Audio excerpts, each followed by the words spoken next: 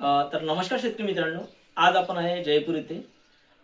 प्रतीक agro agency, Jaipur, तालुका सेलू, जिल्हा वर्धा.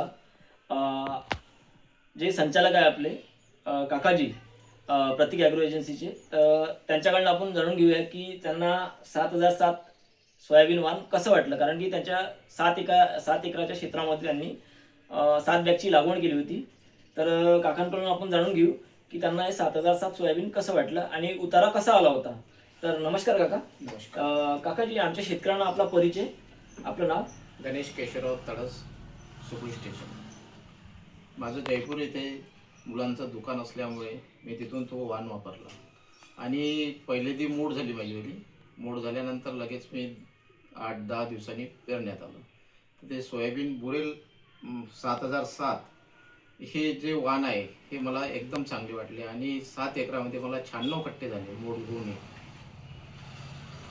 आणि 7 एकरामध्ये जवळपास आपल्याला 96 पट्टे झाले. 96 कट्टे झाले. ठीक आहे. तर त्याच्यावर खर्च वगैरे काय? खर्च वगैरे काही नाही, एक फवारणी केली बस.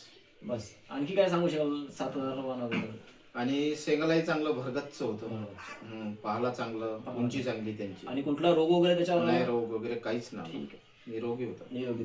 तर शेतकरी मित्रांनो, थोडक्यात जर 7,007 या वाणाचं वैशिष्ट्य सांगायचं झालं तर हे 90-95 दिवसाचं वाण आहे, पांढऱ्या फुलाचं वाण आहे, शेंगीवरलं आहे, केसाळ वाण आहे. त्याच्यामुळं याच्यावर कुठल्याच रसायन किडीचा प्रादुर्भाव होत नाही आणि एलोएन मोझेक रेजिस्टन्स वाण आहे. म्हणजे एलोएन मोझेक या वाणावर येत नाही 7,007 या वाणावर. तर पुढल्या येणाऱ्या खरीप हंगामामध्ये शेतकऱ्यांनी 7,007 लावायला काही हरकत नाही. काहीच नाही, काहीच मस्त बढिया. बढिया. ठीक आहे, धन्यवाद काकाजी. धन्यवाद शेतकरी मित्रांनो.